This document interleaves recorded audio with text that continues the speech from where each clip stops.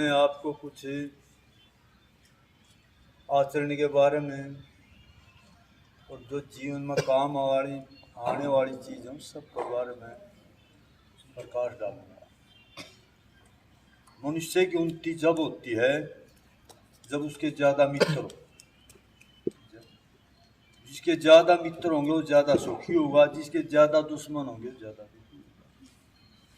लेकिन अब सवाल है मित्र कैसे हों? जिसके श्रेष्ठ आचरण हों उसी के मित्र हो।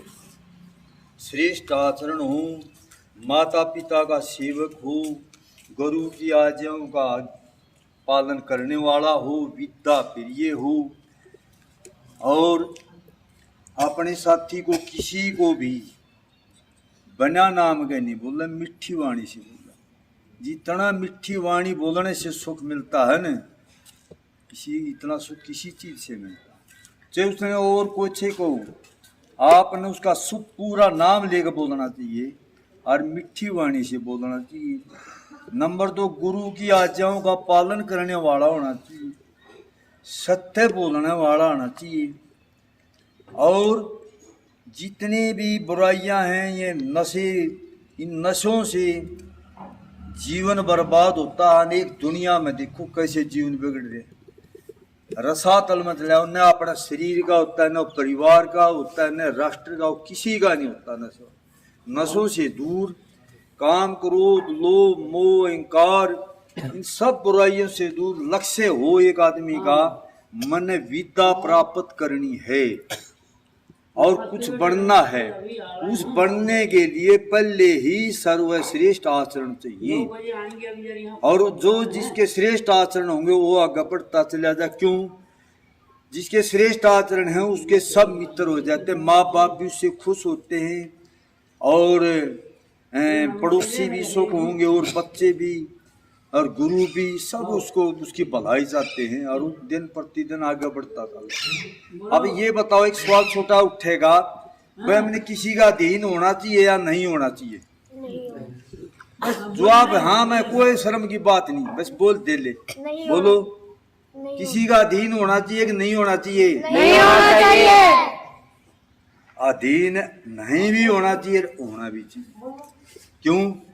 हमने उसका अधीन होना चाहिए, उसकी आज्ञाओं का पालन करना चाहिए जो हमारा सबसे ज्यादा भला चाहता है। भला कौन चाहता है हमारा सबसे ज्यादा? माता पिता। क्या हमने उनके अधीन नहीं रहना चाहिए? रहना चाहिए, क्योंकि वो हमारा भला चाहते हैं।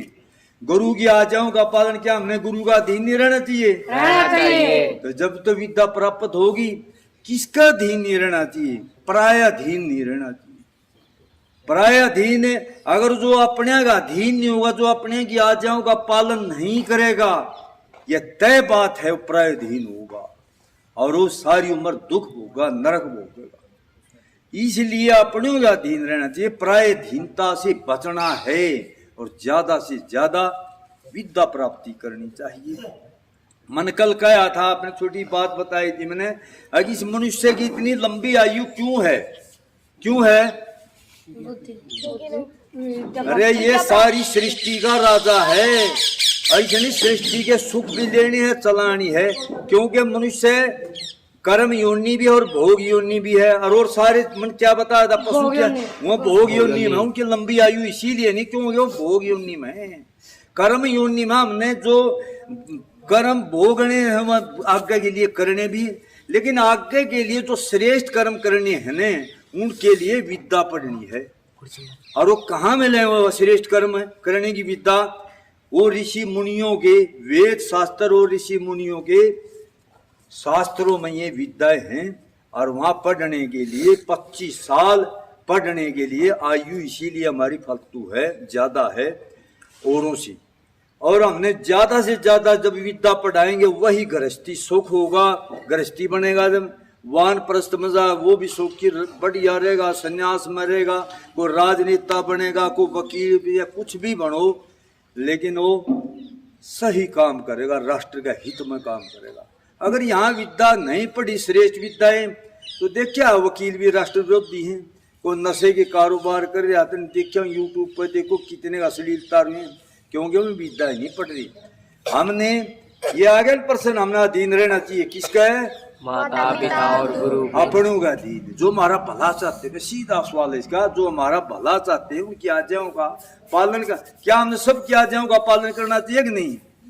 नहीं, उनका करना चाहिए जो हमारा भला चाहते हैं। कौन? बड़े बुजुर्ग, माता पिता, चाचा ताऊ, मास्टर, अध्यापक और गुरु, और जो प्रचारक हों, बड़े विद्वान हों, उनका आदर सत्कार करना चाहिए, उनकी आज्ञा। जो हमारे भले की बात का हुआ मान लेनी चाहिए, जो बुरे ही हो मान लेनी चाहिए। समझिए, ये श्रेष्ठ आचरण है। आज मैं एक और सवाल करूंगा, न्यू बताओ, शारीरिक उन्नति, मानसिक उन्नति, बौद्धिक उन्नति, आत्मिक उन्नति, राष्ट्र की उन्नति और अपने परिवार की उन्नति, इनमें से किसकी उन्नति चाहिए? सब। कोई विद्यार्थी बताओ सोचकर, किसकी उन्नति चाहिए? राष्ट्र राष्ट्र की। क्या न क्या? और अगर हमारी शरीर की उन्नति नहीं होगी तो राष्ट्र की कर लोगे? हैं? सबकी बोलो, सबकी किसकी चाहिए? सबकी आत्मा की उन्नति चाहिए। किसकी उन्नति चाहिए? आत्मा की। क्यों? आत्मा की अगर उन्नति नहीं होगी तो हम कहीं कामयाब नहीं होंगे। लेकिन आत्मा, अब देखो ये आत्मा बारंबार, आत्मा अपनी सेना के सहित किला में बैठा है। कौन है किला? ये शरीर। क्या है ये? शरीर किला। इसमें आत्मा अपनी सेना सहित बैठा है। अगर यह मजबूत किला मजबूत होगा तो राजा भी सुरक्षित होगा, उसकी सेना भी सुरक्षित होगी। लेकिन जब किला मजबूत नहीं होगा तो फिर राजा क्या करेगा? कुछ नहीं, मारा जाएगा। लेकिन ये ब्रह्मचारी, ये शरीर ज्यादा से ज्यादा मजबूत कैसे हो, इन सब की उन्नति में ब्रह्मचार्य का पालन अहम है, सबसे जरूरी है। कोई सी ऐसी उन्नति नहीं है जो इसके पालन के बगैर हो जा, नहीं हो तो ब्रह्मचार्य। फिर शरीर की उन्नति, ये शुद्ध किससे होता है? जल से। किससे शुद्ध होता है? जल से। साफ हो, मलमूत्र का विसर्जन ठीक प्रकार होता हो और सब मल रहित हो। इसमें क्या क्या मल होते हैं देखिए। स्वस्थ आदमी के क्या लक्षण बताए ऋषियों ने? जिसका मल मूत्र का विसर्जन ठीक प्रकार होता हो और वात पित्त कफ तीनों समान अवस्था में हो, शरीर में को धारण करने वाले रस रक्त मांस मेद मज्जा अस्थि वीर्य, ये सातों धातु भी समान अवस्था में हो, और मन आत्मा प्रसन्न एवं मल रहित हो। यानी प्रसन्न, सबसे जो विचार बताने, विचार अगर आपके दूषित होंगे तो अपने आप को स्वस्थ न मानना, यूं समझ लिया हम बीमार चल पड़े। क्योंकि आदमी जो मन से सोचता हो, वाणी से बोलता, जो वाणी से बोलता हो, कर्म से करता, जो कर्म से करता है उसी को प्राप्त होता है। तो हमारे जब विचार शुद्ध होंगे तो हम सब शुद्ध काम करेंगे। तो विचार शुद्ध होने चाहिए और व्यायाम के द्वारा शरीर बलिष्ठ बनाना चाहिए। कोई भी चीज अब तुम बाजार में लेने चाहो तो मजबूत चीज लोगे, जूता लो, कपड़ा लो, ज्यादा चलने वाला लोगे कि नहीं? हाँ। तो इसकी आयु जो लंबी होती है शरीर की, और ब्रह्मचर्य का पालन, व्यायाम और श्रेष्ठ यानी सात्विक आहार और जल्दी उठना जल्दी सोना, इनसे हो, पैसे नहीं होंगे। कोई भी जल्दी जितना उठोगे, 4 बजे उठोगे तो जो 56 दोष आदि रोग होते हैं, तो बच्चे हों जो थोड़ी जवान होती पता लग जाए बात आने वाले टाइम में, ये 4 बजे के बाद में होते हैं। इसीलिए 5 बजे एक संध्या है ना, जो वो सूर्य निकलने से पहले करनी चाहिए। इसीलिए जल्दी उठना चाहिए कि मल मूत्र का विसर्जन हो जा, स्नान कर ले, व्यायाम कर ले, फिर बाद में संध्या करे, फिर यज्ञ आदि करे। अगर आप वारी उठोगे, देर से उठोगे तो ये कर्म नहीं होंगे। तो शरीर की उन्नति के बाद से ये फिर क्या है? मानसिक उन्नति। मानसिक उन्नति कैसे होगी? सत्य बोलने से।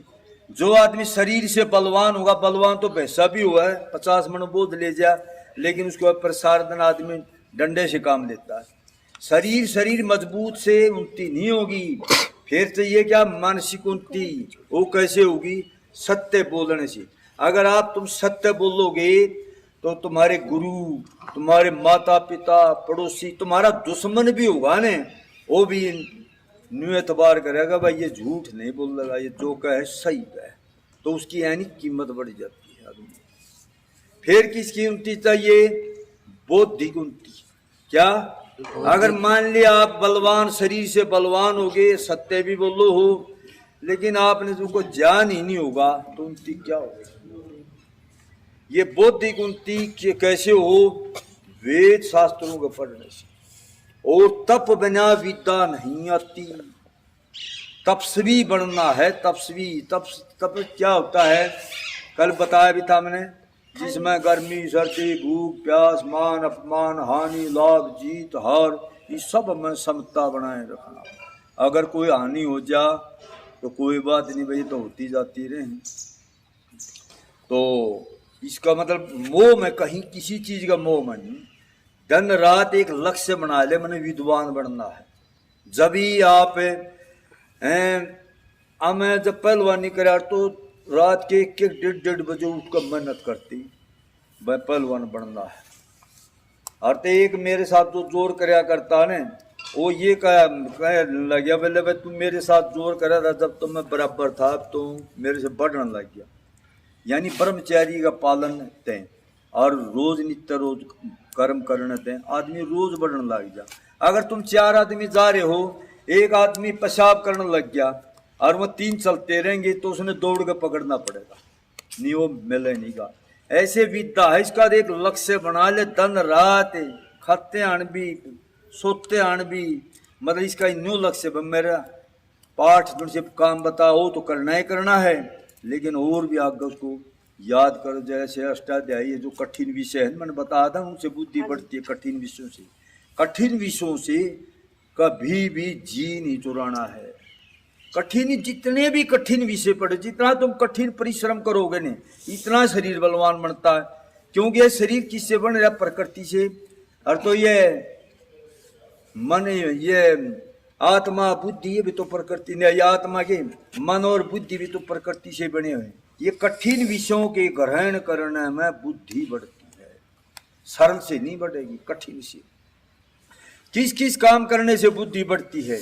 अभी देखिए, जल्दी उठने से, ब्रह्मचार्य का पालन करने से, बड़े बुजुर्गों का आदर सत्कार करने से।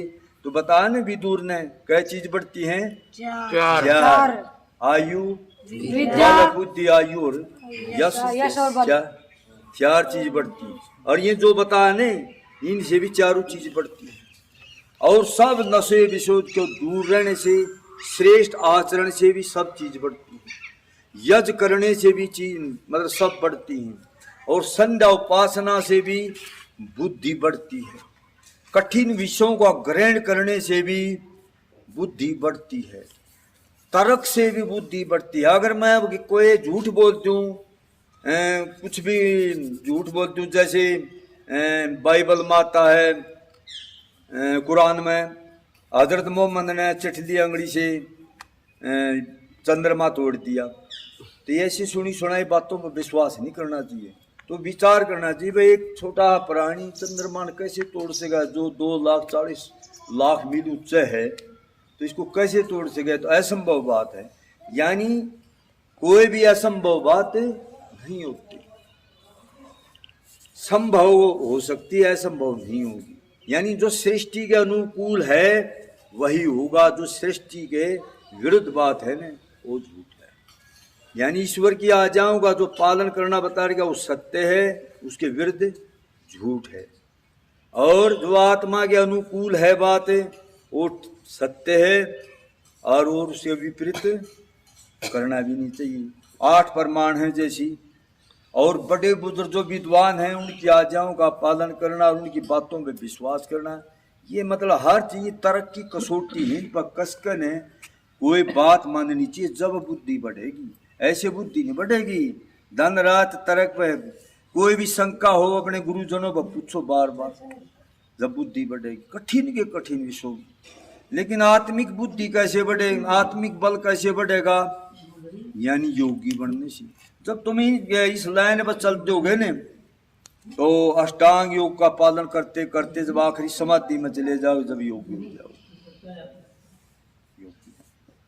जब होगे, जब अष्टांग योग का पालन। और अष्टांग योग का पालन कैसे होगा? वो अभी से शुरू होगा, आस्ता आस्ता विद्या की तरफ बढ़ते चले जाओगे। जब फिर तुम राष्ट्र की उन्नति कर सकते। क्या बना पड़ा जो कुछ भी नहीं आता, क्या राष्ट्र की उन्नति कर सका है? वो अपनी उन्नति नहीं, जिसकी अपनी उन्नति होगी वो दूसरों की भी कर सका है। वो जब वही कर सका राष्ट्र की उन्नति जब उसकी अपनी हो रही। जी, जो बलवान हो, शरीर से विद्वान हो, परोपकारी हो, सदाचारी हो, सब गुण संपन्न हो जाना आदमी जब राष्ट्र की उन्नति कर सका। ऐसे राष्ट्र की उन्नति नहीं होती कहने से। अच्छा, एक थोड़ा और बताऊंगा, सामान्य विशेष क्या होता है? सामान्य विशेष का जितने ऋषियों ने बताया, जितने संसार में प्राणी हैं, ये सब क्या है? सामान्य।